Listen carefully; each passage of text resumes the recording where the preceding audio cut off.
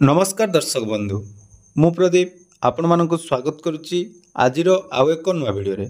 तो ओडिशा होमगार्ड रे गोटे बहुत बड़ निजुक्ति जाकि वर्तमान आसी प्रत्येक डिस्ट्रिक्ट रे वर्तमान जाकि होमगार्ड पाई निजुक्ति बाहरी एवं एई जो निजुक्ति जदि आमे देखिबा आपण माने केवल जदि पंचम पास करिसेंती एवं आपण मानकर बयस 1/1/2025 सुधा 20 रु 60 वर्ष पर्यंत रही ताले आपण माने एई होमगार्ड जॉब पाई आवेदन करि पारिबे। तो आपण माने समस्ते जानिथिबे होमगार्ड जोटा कि रही आमर गोटे रही एटा कॉन्ट्रैक्चुअल जॉब एथिरे आपण माने जाकि आपण माने जते दिन भी जॉब करिवे गवर्नमेंट रो सैलरी अनुसार आपण मानकु जाकि प्रत्येक दिन हिसाब रे आपण मानकु सैलरी मिलिबो। या सहित आपण माने निज निज डिस्ट्रिक्ट रे एई जॉब करि पारिबे।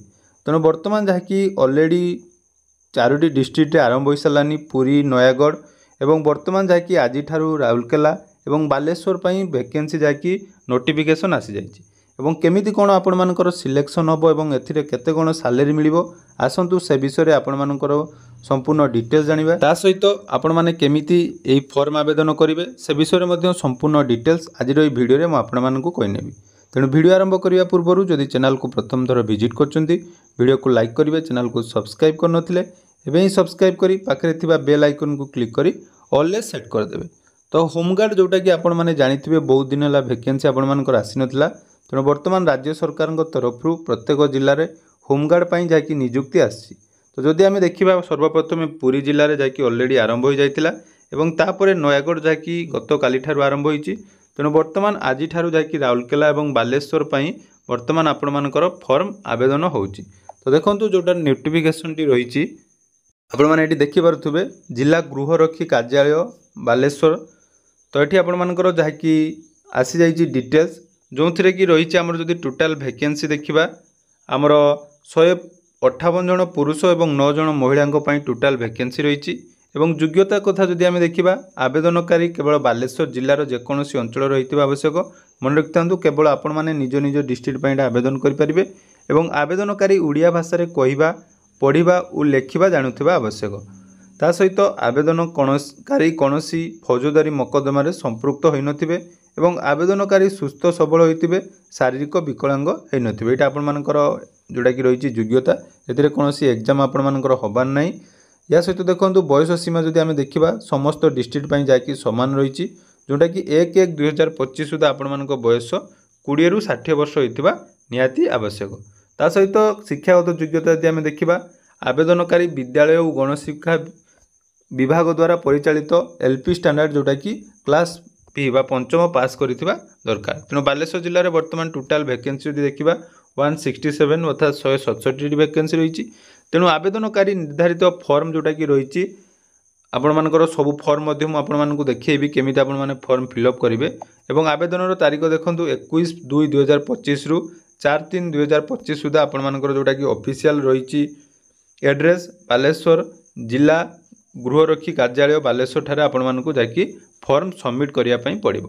तेणु सबमिट करबा समय आपण मानकु कोन कोन डॉक्यूमेंट रहिबो देखंतु ना आवेदनकारी निर्धारित फॉर्म सहित आधार कार्ड आवासिक बयस और शिक्षागत योग्यता वैषयिक दक्षता प्रमाणपत्र गुड़िक नकल एवं 4 गोटी पासपोर्ट साइज फोटो संलग्न करने पड़ो। अर्थात ये आपण मानकर कौन कौन डॉक्यूमेंट लगे ना प्रथम देखो मन रखु यहाँ लिखि रखु प्रथम रहा आधार कार्ड 2 नंबर आपण मानकर रेसिडेंट सर्टिफिकेट 3 नंबर आपणकर बार्थ सर्टिफिकेट और 4 नंबर आपण मानकर शिक्षागत योग्यता आपण मैंने जिते भी पाठ पढ़ुं तार प्रमाणपत्र आपण मानक देवाई पड़ो।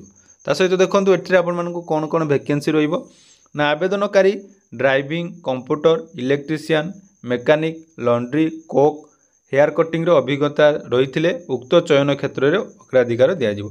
जदि आपण मानकर एथिरे सब एक्सपीरियंस अच्छी ताले से एक्सपीरियंस सर्टिफिकेट मध्य आपण माने दे पारिबे जहाँद्वारा कि एठी आपण मानकर सिलेक्शन होबार चांसेस टिके अधिका रहिबो। या सहित देखंतु जो आवेदनकारी उक्त गृहरक्षी पदवी निमंते निजर आवश्यक योग्यता प्रमाण करिबारे विफल हेबे सेमानकु अयोग्य बोली विचार कराजिबो। एतद् द्वारा चयन परीक्षा रे कोनोसी प्रकार सिलेक्शन बोर्ड जदि अनुभव करती ताहले कोनोसी प्रार्थींकर गृहरक्षी पदवी पाई आवश्यक योग्यता नहीं तेबे से प्रार्थी को मध्य रद्द करा जिवो। मन रखंतु एठी आपण माने जो भी डिटेल्स देबे सेटा आपण मानकर जेन्युइन हेतिबा दरकार एवं आपण मानकर जदि कोनोसी एक्सपीरियंस सर्टिफिकेट अछि सेटा आपण माने देबे एवं सही आधार रे मध्य आपण मानकर जहाकि सिलेक्शन होबार संभावना अधिक अछि। एटा गला बालेश्वर जिला सेहीपरि जदि आमे देखिबा एटी आपणमानकर राउरकेला जिला पई मध्ये आसी देखि पारुथिबे। तेणु राउरकेला पुलिस जिला गृहरक्षी संगठन द्वारा गृहरक्षी भाव में नियुक्ति सूचना दि जाइए। ये आपणमानकर तांकर मध्ये आवेदन तारीख देखंतु से आरंभ होईची 21/2 रही 12 मार्च पर्यंत। ता सहित से समान रही किंतु वैकेंसी जदि आमे देखिबा एटी आपणमानकर 107टी वैकेंसी रहिबो। ता सहित देखंतु एठी गुटे लेखा जाइए जोटा कि आपण माने जानिबा दरकार जो होमगार्ड सेवा आपणमानकर स्थायी चाकरी नुहे यह एक स्वच्छाकृत सेवा एवं 3 वर्षर कार्यकाल जाकि एठी रहिबो। तेणु जो माने भी रही आवेदन करने चाहूँगी से मैंने आपणमानकर जो फॉर्म टी रही से फॉर्म आनी आपण मैंने आवेदन करें। तो से फॉर्म आपण मैंने केमिति फिलअप करेंगे तार डिटेल्स वीडियो आपण सहित शेयर करी। एवं जदि आपण मैंने आवेदन करने चाहूँगी ताले वर्तमान जाकि आपण मैंने आवेदन करेंगे। या पूर्वर पुरी और नयागढ़ जिले में आवेदन वर्तमान चली या परवर्ती समय प्रत्येक डिस्ट्रिक्ट जाकि वैकेंसी आसीबो। तेणु संपूर्ण अपडेट पाइबापी आम चैनल सहित जोड़ी रुहतु एवं फॉर्म आवेदन ठारू केमिति कौन आपण मैंने फॉर्म फिलअप करेंगे यार परवर्ती वीडियो से सब विषय आलोचना करवा। तो जदि वीडियोटी इनफॉर्मेटिव लगी निहाती चैनल को सब्सक्राइब करेंगे और आगक नुआ नुआ अपडेट पाई पाखरे थिबा बेल आइकन को क्लिक करी ऑल सेट करदेवे। धन्यवाद।